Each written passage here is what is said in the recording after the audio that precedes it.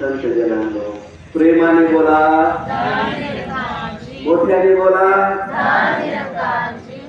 या संत जनांना शेरानाला बापूजीनगर परिसरामध्ये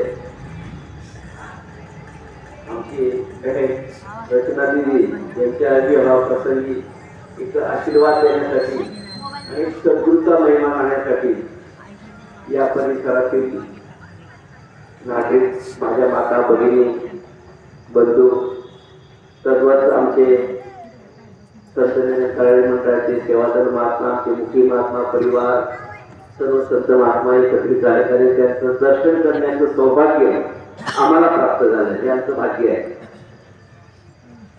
शास्त्रीजी या ठिकाणी जे नवीन या परिसरामध्ये संत महात्मा, माता भगिनी आले असतील, त्याच्या मनामध्ये पण एक प्रसंग, एक प्रश्न पण निर्माण झाला असेल. हे तर संत तुकारामजी महाराजांचं वर्णन करताय, संत सेना महाराजांचा अभंग महात्म्यांनी म्हटला, आमच्या मुखी साहेबांनी पण जो जिकर केला ते सर्व पुरातन संत महात्म्यांचे विचारांना धरून त्यांचाच विचार पुनरावृत्ती त्याची केली आणि तेच समजवण्याचा प्रयत्न केला. आम्ही पण भक्ती करतोय, भक्ती सगळे जग करतोय, आम्ही पण करतोय, आम्ही पण देवाची पूजा अर्चना करतोय, आम्ही पण देवाला मानतोय आणि आमचं पण जीवन आम्ही आस्तिक होतो, आम्ही देवाला मानतोय, देवाची पूजा आम्ही पण करतोय. म्हणजे संत महात्मा याचं काय वेगळं सांगितलं? साहजिकच आहे, प्रश्न पण आहे आणि त्याचं उत्तर पण नक्कीच मिळालं पाहिजे. मनाला प्रश्न पडले पाहिजे, काय वेगळं, याच्याकडे काय वेगळं आहे? तर शास्त्राची वेगळं पण असं आहे, आम्ही रोज वाचतोय, आमच्या तुमच्या प्रत्येकाच्या वाचनामध्ये आहे, प्रत्येकाच्या ऐकण्यामध्ये आहे, कीर्तनाच्या स्वरूपामध्ये आम्ही ऐकलंय, कोणी उद्बोधन केलं त्याच्या माध्यमातून आमच्या कानापर्यंत आवाज आलेला आहे. आधी देवाची ओळख हवी, पहिलं आहे, आधी देवाची ओळख हवी, मग त्याची अनन्य भावे भजावे आणि मग तिसरं सांगितलंय, अखंडची ध्यान धरावे सर्वोत्तम. मला तर असं नाही वाटत की प्रत्येकाने ऐकलं नसेल, प्रत्येकाच्या कानावर शब्द आहे. प्रत्येक आम्ही सगळे सज्जन आहोत, धार्मिक आहोत, देवाला मानणारे आहोत आणि इतर ऐकलेलं तर आधी देवाची ओळख व्हावे आणि मग त्याची अनन्य भावे भजावे, अखंड ध्यान धरावे सर्वोत्तम आहे. मग आमच्या मनामध्ये हा प्रश्न कधी पडला आहे का? आधी देवाची ओळख व्हावी आणि त्या देवाला ओळखलाय. अजूनपर्यंत तो प्रश्न आमच्या मनामध्ये कधीच पडला नाही. आम्ही रूढी परंपरागत शास्त्राची भक्ती करतो, ते भक्तीची पहिली आहे, रूढी परंपरागत भक्ती करतोय, परंतु शास्त्राचे संत आम्हाला उजागर करतात. त्याच्याच पुढे शब्द हरिपाठामध्ये म्हटलंय, त्रिवेणी संगमी नाना चित्त भ्रमी परिचित्त नाही नाही तरी ते व्यर्थ. व्यर्थ म्हटलेलं आहे. त्रिवेणी संगमी नाना चित्त भ्रमी आणि सतत भ्रमण करलेलं आहे, पण चित्त नाही नाही. नाहीचं चित्त केव्हा असेल तर नाण्याला ओळखलं पाहिजे. रचना हा आणि रचना दोन भाग. संत जागृत करण्यासाठी तर संतांनी सांगितलंय, ब्रह्म सत्य जगत मिथ्या. तसं म्हणजे परमेश्वराचं सार आहे. आज तुम्ही सगळ्या ठिकाणी ऐकलं असेल, ब्रह्म सत्य जगत मिथ्या. ब्रह्म म्हणजे ईश्वर, देव, रचनाहार, रचणारा देव, जो तुटत नाही, फुटत नाही, जळत नाही, घडत नाही, येत नाही, जात नाही, जन्मत नाही, मरत नाही, अकाल आहे, अखंड आहे, अभेद्य आहे, अचर आहे, अडोल आहे. याच्या बाबतीमध्ये सर्व शास्त्र, धर्मशास्त्र ग्रंथ भरून पडलेले आहेत. आणि तो देव, तो परमात्मा, ईश्वर, रचनाहार आणि त्यांनी केलेली रचना, या दोन बाबी या ब्रह्मांडामध्ये आहेत. आणि या दोन बाबी एकत्र असताना आम्हाला हे कधीच कळलं नाही, रचनाहार आणि रचना याच्यामधला फरक आम्हाला कधी कळला नाही. म्हणून आम्ही जी रचना केलेली आहे, परमेश्वराने जी रचना केली आहे, त्या रचनेला परमात्मा समजून आम्ही त्याची पूजा करतोय. आणि म्हणून आम्हाला शास्त्रांमध्ये याची फसगत या ठिकाणी होत आहे. आणि सद्गुरू येत असे या धर्तीवर, सद्गुरू याच्यासाठी तुम्ही एवढे आदिनाथ गुरु सगळं सिद्धांत बचित्र त्याचा पूर्वपार आहे, आधीच नाही, ही पूर्वपार आलत चालत आलेली रीती आहे की हा देव, ईश्वर, परमात्मा याला अनेक विविध नाव आहेत. त्याला जाणता येतं, त्याला जाणून देणारा सद्गुरू वेळोवेळी धर्तीवर अवतरित झालेले आहे. फक्त प्रभू श्रीरामचंद्राच्या रूपामध्ये असेल, भगवान श्रीकृष्णांच्या अहो तुमचं आमचं जाऊ द्या. मला तर कधी कधी प्रश्न पडतो, भक्त अर्जुन भगवान श्रीकृष्णांचा सखा होता. 33 वर्ष बरोबर राहिले. 1 नाही 2 दिवस नाही 2 महिने नाही 4 महिने नाही, 33 वर्ष अर्जुन श्रीकृष्णांच्या बरोबर राहिले, सखा होता. पण अर्जुनाला माहिती आहे श्रीकृष्ण देव आहे. प्रत्येकाने ऐकलेलं अर्जुनाला माहिती की श्रीकृष्ण आम्हाला तर सखाच समजतो, परंतु त्याच्यासाठी सुद्धा ती विधी करावी लागली. जे ब्रह्मज्ञानाची विधी आहे ती विधी, तो देव, तो परमात्मा, तो ईश्वर, त्याला अर्जुनाला जाणून देण्यासाठी भगवान श्रीकृष्णाला त्या रणांगणावर ती प्रक्रिया पूर्ण करावी लागली. आणि त्यावेळेला भगवान श्रीकृष्णाने अर्जुनाला सांगितलं, तू मला समजतो ना, 3.5 तासाचा तुझा मेवना, तुझा सगळा तो मिळेल, सगळ्या राज्यावर सगळ्या जगावर माझी तू फक्त निमित्त आहे. सांगण्याला भरपूर वेळ लागेल, परंतु सत्य तो भेद बोलला, रचना आणि रचना याचा भेद बोलला. आणि मग सासरले की तुझं सगुण म्हणो की तुझं निर्गुण आहे, सगुण निगुण एकू गोविंद. आणि ऐकलंय सासरले, एक देव आहे खरा, माया आठीला पसरा, शरण लावे संत जना, सत्य मानवे निर्गुणा. देव हा एक आहे, निर्गुण आहे, निराकार, रंग निरूप निगंध निवास नाही, एक नाही जात नाही, परंतु त्याला ओळखता येतं. आणि तो भेद तो ओळख करून देणारा सद्गुरु, यदा यदा ही धर्मस्य ग्रामीण भवती भारत, तो सद्गुरु प्रकट होतो. आणि तो यदा आल्यानंतर त्याची ओळख करण्यासाठी संत तुळशीदास महाराजांनी एका ठिकाणी म्हटलंय, संत तुळशीदास एकच स्पष्ट म्हणतात की पंडिताची भाषा अर्थात म्हणजे आम्ही म्हणतो, बैठा पंडित पढे पुराण, बिन देखेगा करे बखान.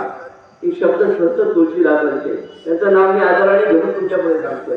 संत निरंकार भक्तीची पुष्टी करताय, परंतु संत तुळशीदास महाराजांचा तो शब्द आहे. ते म्हणतात, बैठा पंडित पढे पुराण, आणि पुराण करतो, पांडित्य करतोय, त्याची बुद्धिमत्ता पणाला लावून विविध आविष्कार करून त्याला कलेची साधना करून त्याला शास्त्राची विविध अंगाने पेश करून तो सांगतोय, बैठा पंडित पढे पुराण, बिन देखे का करे बखान. त्याने देवाला बघितलं नाही, संत तुळशीदास म्हणताय, त्याने देवाला बघितलं, बिन देखे का करे बखान. फार मोठ्या गोष्टी चाललेल्या आहे, पारायण चालली आहे. मग पुढे म्हणतात संत तुळशीदास महाराज, तू कहे कागज की लेखी, तू फक्त कागदावरती लिहिलंय ना, तूच फक्त बात कर. मैं तो आखर की देखी, मी प्रत्यक्ष परमात्म्याला बघितलंय, जाणलंय. आणि मग सासू तो सखा माझा पाठवून झाला. आणि मग सासरीची अवस्था माझ्या जीवनामध्ये आली. ती अवस्था, ते ब्रह्मज्ञान, तो देव देण्यासाठी आज या थोडके परिवाराने हा प्रयास केला आहे. महात्मांनी सांगितलं, तळमळी जीवाच्या आनंदामधून सांगितलं. तर तो प्रयास आणि तरुण जवळ नव्हे तू उद्धाराने सकाळची जगाच्या कल्याणा संतांच्या विभूती देव कष्टचरिती परोपकार. संत महात्माच हा परोपकार करू शकतात, दुसरं तुमच्या आमच्यामध्ये ताकद नाही. संत महात्मांचाच हे कळवळा येतो. आणि म्हणून संत महात्मा आपल्यासारखी कळतीचा आता तोही ते बघितला नाही, काळ मिळत आहे. आणि मग संत महात्मा ही विधी करून देण्यासाठी मग याच्यावर विश्वास कसा बसेल, तसे त्याच्यासाठी हा सत्कृतचा प्रयत्न आहे. की शास्त्राची एक छोटीशी गोष्ट सांगतो. एक डॉक्टर असतो आणि त्या डॉक्टराकडे एक पेशंट आला. आणि पेशंट आला आणि त्याने सांगितलं की म्हणा की माझं पोट खूप दुखत आहे. त्या डॉक्टराने सांगितलं, तपासलं वगैरे आणि सांगितलं, विचारलं डॉक्टराने त्या पेशंटला, म्हणे तू पोट दुखतंय, रात्री काही खाल्लं होतं का, सकाळी आलेल्या रात्री काही खाल्लं होतं का. म्हणे रात्रीचं काही नाही, पण मग तू काही शिळं खाल्लं होतं का. म्हणे हो, सकाळच्या पोळ्या केलेल्या संध्याकाळी रात्री खाल्ल्या. म्हणजे बरोबर आहे, तुझं पोट त्याच्यामुळे दुखत असेल. मग डॉक्टरने अनुमान लावला. आणि डॉक्टर हुशार होते, सज्जन होते, ब्रह्मज्ञानी होते. त्याने काय केलं की डोळ्यामध्ये औषध टाकायला सुरुवात केली. तो पेशंट म्हणतो, डॉक्टर तुमचं डोकं फिरलं का. म्हणजे माझं पोट दुखतंय, तुम्ही माझ्या डोळ्यात औषधं टाकताय, भानगड काय. पोटावर इलाज करा ना, माझं पोट दुखत आहे, मी तुमच्याकडे त्याच्यासाठी आले, तुम्ही माझ्या डोळ्यामध्ये औषध टाकताय. तेव्हा त्या डॉक्टरने सांगितलं, म्हणजे खरी गमत मूळ तिथेच आहे. तुला दिसत होतं की सकाळच्या पोळ्या संध्याकाळी खातो, तुझ्या डोळ्याला दिसत आहे. पोळ्या भाषेत तुझ्या डोळ्याला दिसतात तरी तू खातो, म्हणजे दोष अगोदर कोणाचा आहे? डोळ्यांचा आहे, म्हणून तुझ्या डोळ्याला. आता तर वस्तू काही ढूंढत काही किस विधी आगे हात. जग परमेश्वराला ढूंढताय, सगळं ढूंढताय, वस्तू कधी ढूंढत काही किस विधी आगे हात. आणि ज्यावेळी हा विधी आमच्या बरोबर असताना त्यावेळेला प्रार्थनेची संपूर्ण प्रक्रिया पूर्ण होते आणि त्या परमेश्वराला जाणता येतं, त्याला जाणून भक्ती करता येतं. आणि आत्ताच एक विषय काळ आमच्या महाराजांनी फार सुंदर दाखला, तो अभंग खूप आवडतो संत तुकारामजी महाराजांचा. आणि आज तो प्रसंग पण आमच्या घरामध्ये आलेला आहे. आमची रचनाताई, तिला आम्ही 15 तारखेला विनय पण देणार आहोत. आईचं हृदय असतं आणि आईची हृदयच असतं, सासरी पोटाचा वळा म्हणतो, म्हणून त्यांचं हृदय पण बनवणार. आणि तो अभंग संत तुकाराम महाराजांनी देवाच्या बाबतीमध्ये जो म्हटलेला हा सुंदर अभंग आहे. कन्या सासुराशी जाय मागे परतुनी पाय. कन्या सासुराशी जाय. किती बरे मला आमच्या महिला वगैरे जास्त बसले त्यांच्यासाठी माझा प्रश्न आहे. भले आमच्या ताईच्या लग्नाला 15 वर्ष जरी झाले असेल आणि माहेरी आली ना तरी साथीदार परत परत माहेराकडे होत आहे. अवस्था आहे सासरी. बरोबर सासू आईची तब्येत कशी आहे, वडिलांकडे लक्ष द्या, बाबाला सांगते. कन्या सासुराशी जाय मागे परतून पाय. ऐसे झाले माझ्या जीवा. संत तुकाराम महाराज म्हणतात, फार सुंदर आहे. ऐसे झाले, तशी अवस्था, ती अवस्था. ऐसे झाले माझ्या जीवा केव्हा भेटशील केशवा. केशवा परमात्मा ईश्वर मला तू कधी दर्शन देशील. अशी माझ्या जीवाला जशी मुलगी सासुराला जाते आणि आईचं हृदय भरून येतं, तसं परमात्म्याच्या भेटीसाठी संत तुकाराम जीवना वेगळी मासोळी. जीवन याचा अर्थ या ठिकाणी अभंगामध्ये पाणी घेतलेलं आहे. जीवनाला शब्दाला पाणी. पाणी मासोळी पाण्याशिवाय राहू शकते, तिचं जीवनच पाणी आहे. आणि जीवनात वेगळी मासोळी कधी कळत. आणि तैसा तळमळी तुकाराम महाराजांची अवस्था कशी झाली. आणि म्हणून संत तुकाराम महाराज तळमळा येऊन सांगतात की असे माझ्या जीवाला झालंय. आणि एकदाच हा प्रभू परमात्मा ईश्वर आला जीवनामध्ये.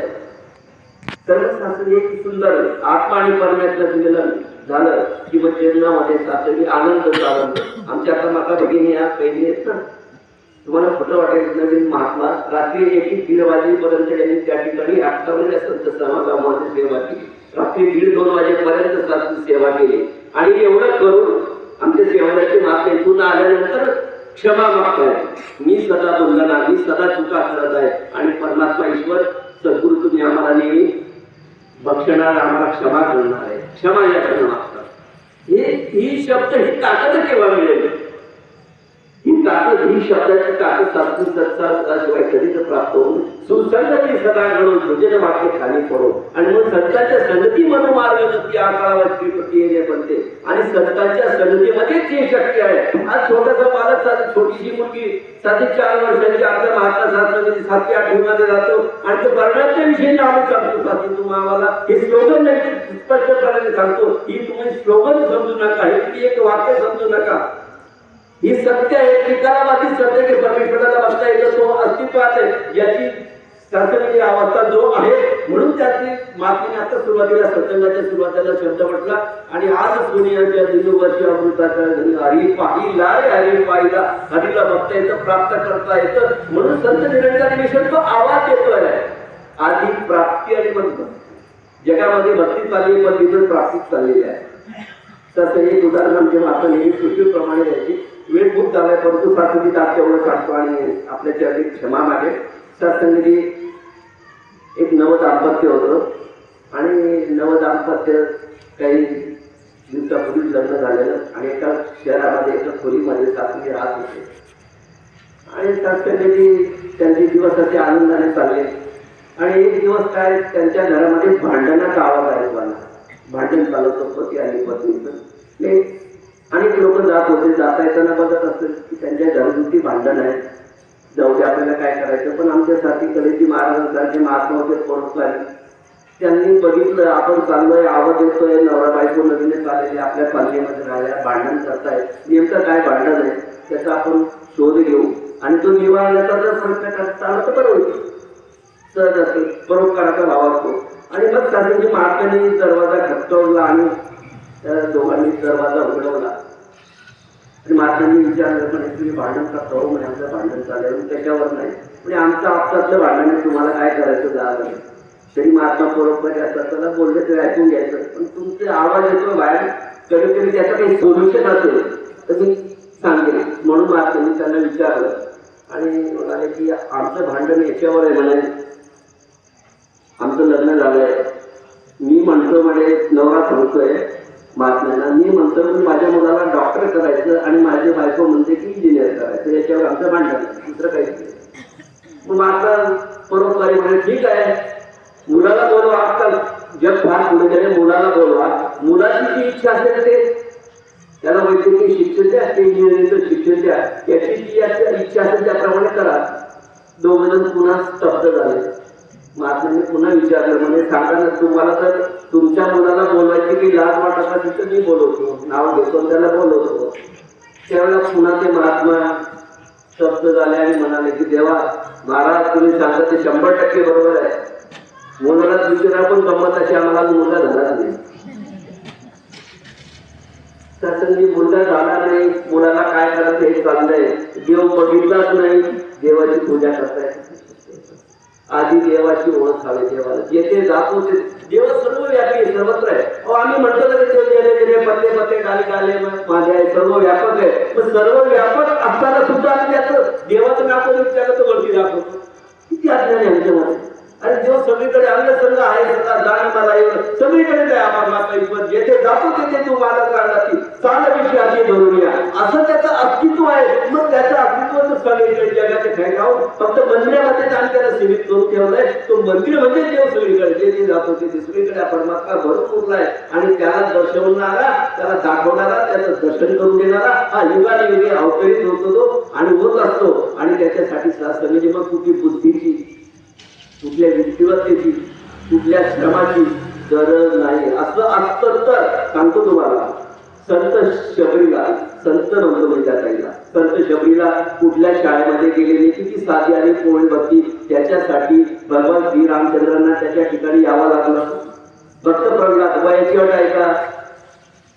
नाही. भक्त प्रल्हाद तुमच्या आमच्यासोबत उदाहरण आहे ते. आणि म्हणून सांगतो तरी आणि गोरा शास्त्रांनी हे संतांची कामं केलेली आहे त्यांनी. मांगोली माणसा शास्त्रीय झाला, वाल्मिक ऋषी झाले, शास्त्री वाल्मिकीचा कुठल्या शाळेमध्ये गेलेले. म्हणून सांगतो की ह्या संतांचा हा दाखला आहे. आज देवाला बघता येतं, त्याला ओळखता येतं, त्याला जाणता येतं आणि त्याला जाणल्याशिवाय भक्तीची पद सुरुवातच होऊ शकत नाही. आणि आज हाच आवाज देण्यासाठी, हेच सांगण्यासाठी हा फार मोठा प्रयास आणि या परिवाराने सत्य परमेश्वराला जाणलंय आणि म्हणून त्यांची भक्ती करताय. ही सार्थकी भक्ती तुम्ही कुठलाही ग्रंथ घ्या, शास्त्र प्रचिती, आत्मप्रचिती, तर सगळं घ्या. आणि म्हणून हा जन्म याच्यासाठी मिळालाय. मनुष्य जन्मी साधी नारायण नाही तर पशुहीन हीन. आणि म्हणून याच्यासाठी आला धर्म, अर्थ, काम आणि मोक्ष, याच्यासाठी हा मनुष्य जन्म आहे. आमच्यासारखे पशु मात्र एवढं सांगितलं, किती स्पष्टपणे सांगितलं, पशु सगळे आमच्यासारखेच काम करतात. पण मनुष्याला, मानवाला ताकद अशी आहे की मानवाला बुद्धी आणि विवेक दिले, त्याच्या जोरावर तो परमात्म्याला जाणू शकतो,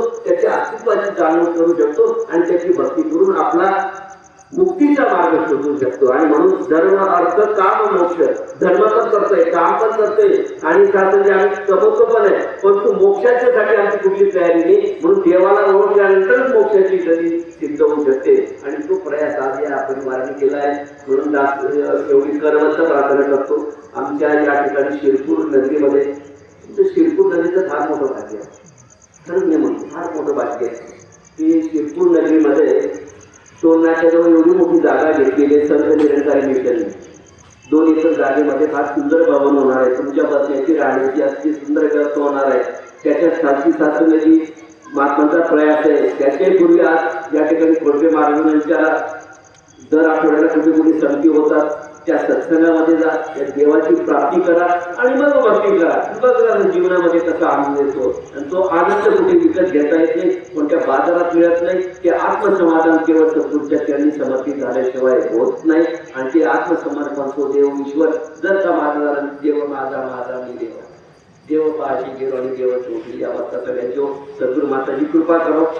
सत्संगाची आमच्या रचना बालिकेसाठी सत्संग फार फार मोठी कृपा आहे सत्संगी सद्गुरूची. आणि ही पालिका जिथे जाते ना, ज्या घरामध्ये जातं ज्योत सजव जगात चलो प्रेमची गंगा. इथं काय शिकले? प्रेम. इथं काय शिकले? नम्रता, सहनशीलता, दैनिक सगळं तिने भरलेले आपल्या जीवनामध्ये अंगीकारले. आणि ते तिकडे जाऊ तिला बोलायचे.